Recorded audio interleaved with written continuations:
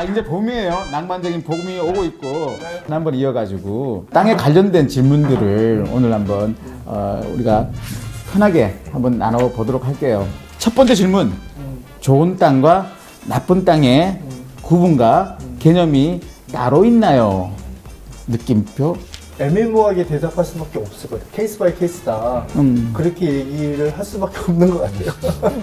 우리가 이제 일반적인 어떤 설계 방향이 아니라 수익성에 대한 측면을만 놓고 봐서 여기 질문한 부분의 취지를 보면은 도시 공간이라고 가정을 하고 그리고 또 최근에 이제 집을 짓겠다는 또는 땅을 구입하겠다는 그런 취지에서 질문이라 생각을 하고 우리가 서로 얘기를 나눠 보죠.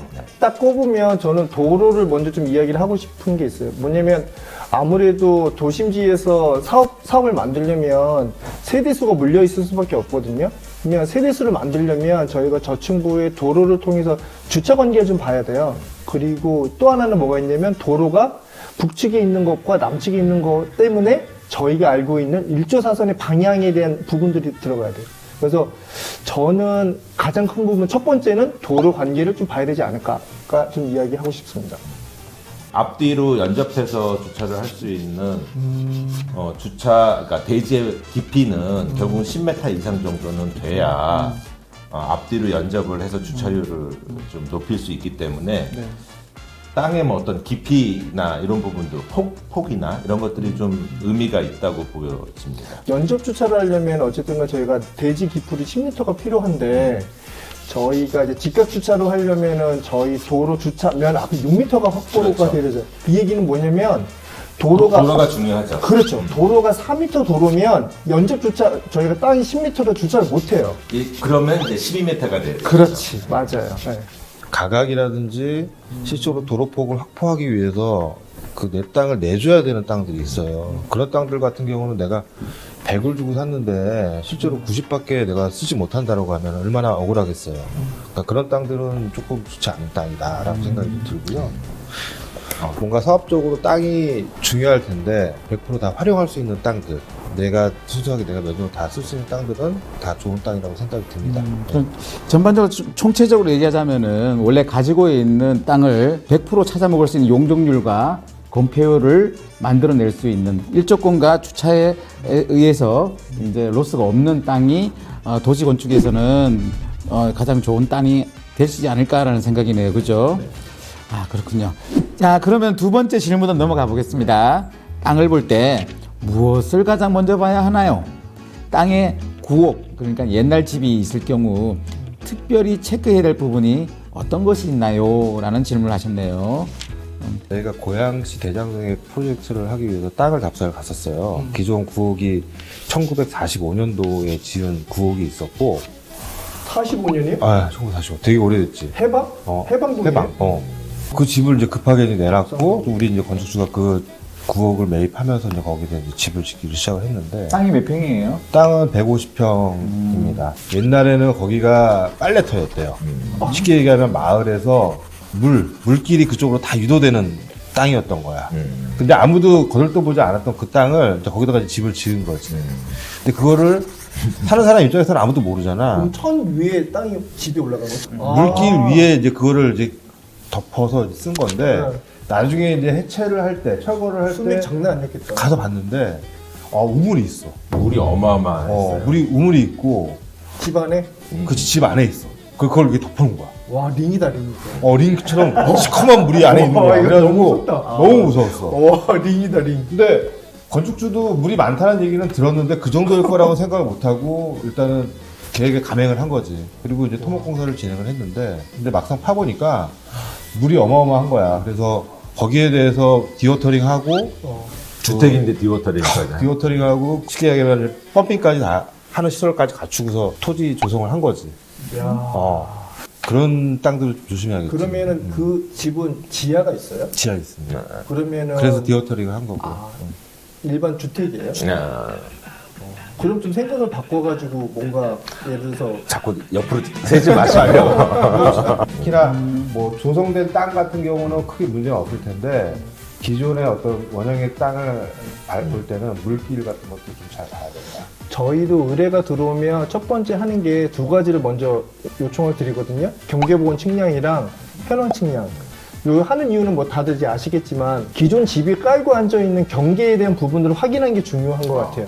왜냐하면 나는 이전에 이 집에서 20평의 공간을 썼다고 하는데 어쨌든 새로 신축을 한 면적이 좀 줄긴 하겠지만 오히려 뭐 경계보건 측량을 했더니 담이 물리고 뭐 집이 물려가지고 오히려 더 많이 못 쓰는 경우도 있거든요.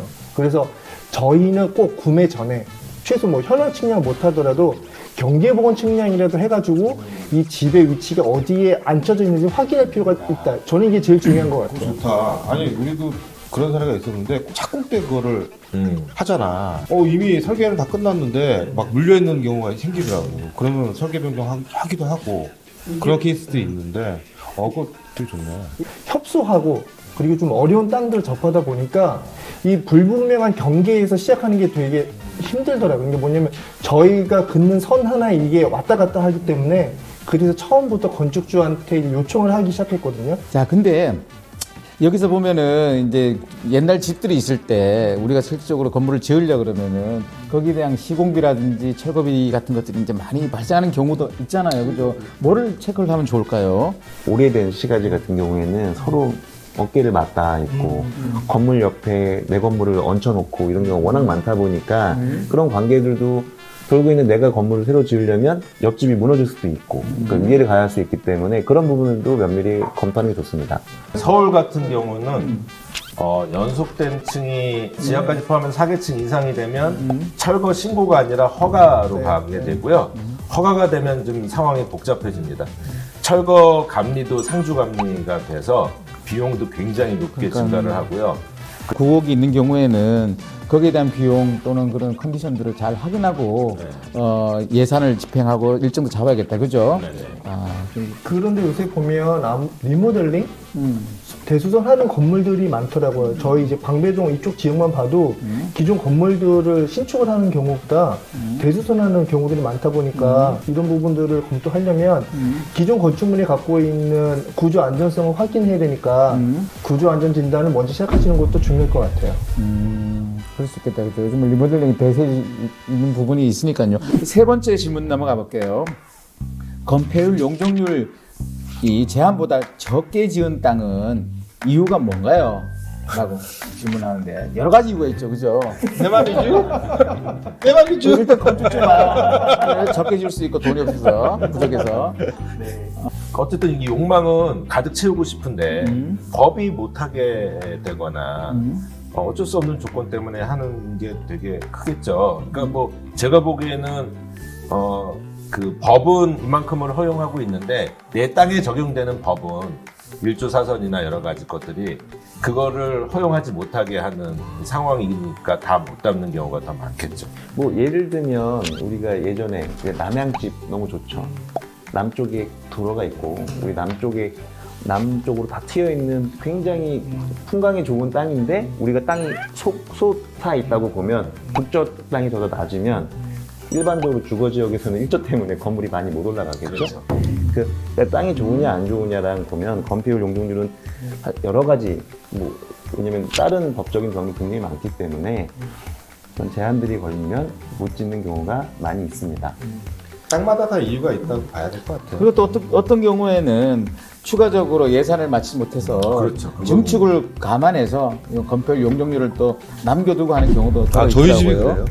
그래요. 저희 집이 예산이 없어가지고 자, 받은 땅을 여러 개 들고 와서 상담을 받으며 건축가와 함께 고를 수 있을까요? 지석도를 여섯 개 들고 와서 나 이 땅도 사고 싶고 이 땅도 다 봤는데 뭐가 좋은가요? 라고. 제가 이런 경우까지 한번 해봤어요. 뭐냐면 땅을 이제 여기 양평 쪽에서 이제 사고 싶으신 거야. 그래가지고 땅은 자기가 못 고르겠고 땅의 지번을 이렇게 알아보고서 여기 한번 가서 봐주세요. 여기 한번 가서 봐주세요. 그래서 한 3번을 가서 봤어. 나중에 최종 이제 골랐던 땅에서 보고 의견을 드리고 구입을 하셔가지고 지금 공사가 거의 끝나가고 있거든. 근데 이제 다행스러운 거는 저희랑 설계를 한다는 거죠. 그렇게 해두면 어쨌거나 좀 수고스럽지만 건축가를 좀 귀찮게 한 것 때문에 저희하고 이제 계약이 되는. 몇 개까지 들고 오는 건 감안할 수 있을까요? 그건 뭐 저희 자, 그러면은 오늘 이제 주옥 같은 질문을 아주 그냥 주옥 같은 답변으로 이렇게 답변을 잘 설명을 해주셨어요. 뭐 충분한 답변이 되셨나요? 자, 그러면은 다음에도 또 궁금한 점이 있으면 언제든지 저희 땅만조에다가 올려주시면은 저희가 준비해서 상세하게 설명을 드리도록 하겠습니다. 자, 박수 한번 치시죠.